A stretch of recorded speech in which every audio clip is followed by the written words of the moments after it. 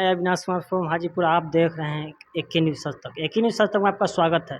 आज जो हमारी मौजूदगी है जो बीजेपी कार्यालय में है, और यहाँ पे हमारे साथ जो बात करने के लिए हैं कुंतल जी हैं, वरिष्ठ नेता भी हैं और प्रवक्ता भी हैं। चलिए उनसे बात करते हैं, जानकारी लेते हैं।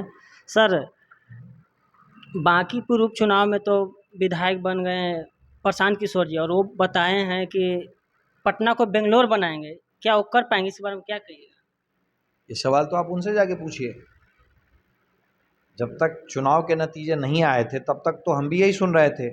जिस समय चुनाव का नतीजा आया, सबसे पहला बात उन्होंने जो किया कि अपनी बात से पलट गए।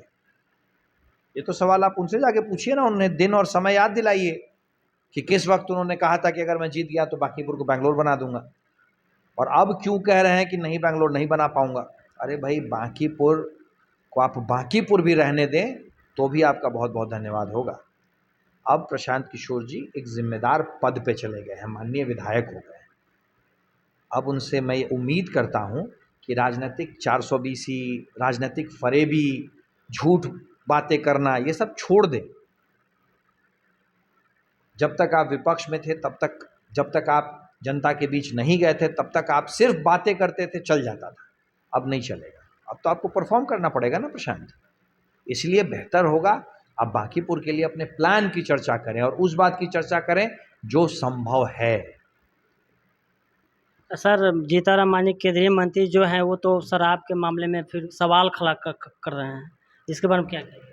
जीतन राम मांझी जी पूरे एनडीए के या भारत में जो लोग अभी हैं उनमें से सबसे वरिष्ठ राजनयिकों में एक है।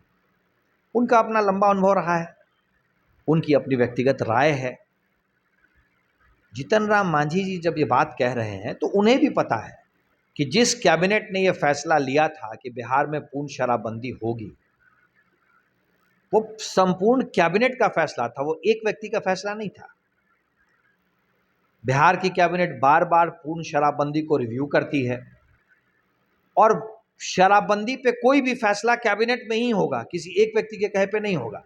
उसी कैबिनेट में उनकी पार्टी शामिल है, उनके पार्टी के राष्ट्रीय अध्यक्ष और उनके सुपुत्र संतोष सुमन जी शामिल हैं।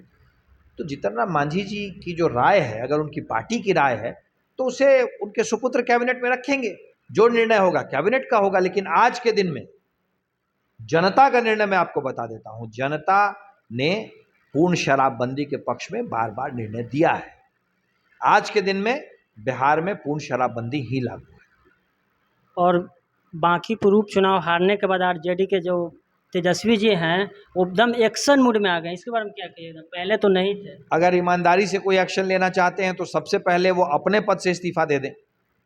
कोई एक आदमी राजद की जमानत जब्ती के लिए जिम्मेदार है तो तेजस्वी यादव खुद है। अगर तेजस्वी यादव थोड़ी भी ईमानदारी दिखाएं तो सबसे पहले पार्टी में सभी पदों से और सरकार में सभी पदों से इस्तीफा दें, क्योंकि उनके इतना गैर जिम्मेदार व्यक्ति किसी पद पे बने रहने के लायक नहीं। बीजेपी की क्या चूक हो गई सर कि मतलब हार का सामना करना पड़ा सर? इसके बारे में जनता जानना चाहती है सर। कुछ तो गलतियां हमसे हुई होंगी ना।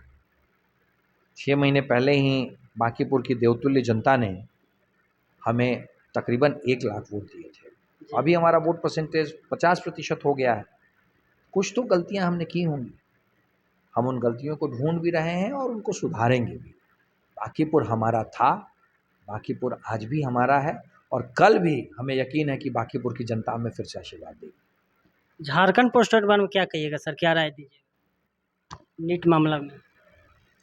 देखिए, छात्र हमारे अपने हैं, युवा हमारे अपने हैं, और हमारी पार्टी का मानना है कि ये जो प्रोटेस्ट है ये युवाओं के अंदर की जो बात है उसे निकलने का एक तरीका है।